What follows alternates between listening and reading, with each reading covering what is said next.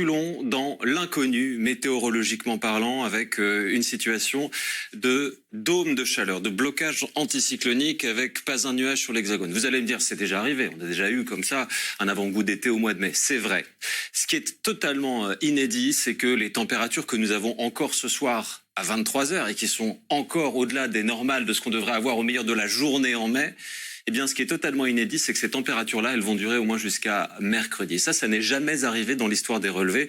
On va passer assez vite sur les cartes météo parce qu'il n'y a pas grand-chose à dire. À part sur les reliefs où éventuellement on pourra croiser un nuage et une goutte de pluie, ce qui va nous accompagner dans le ciel, c'est rien. C'est-à-dire grand ciel bleu et grand soleil. Le matin comme l'après-midi et ce au moins jusqu'à mercredi de la semaine prochaine. Ce qu'on va regarder en revanche avec attention, ce sont les températures.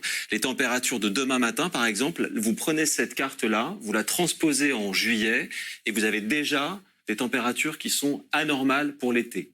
Et dans le courant de l'après-midi, eh bien, la chaleur augmente. Ça, c'est l'effet mécanique du dôme de chaleur. C'est vraiment comme une cloche à fromage sur l'hexagone. À l'intérieur, eh bien, ça chauffe et la température, elle augmente. Et elle va augmenter comme ça jusqu'à lundi, mardi, mercredi. À tel point qu'on va probablement parler de vagues de chaleur. Vagues de chaleur.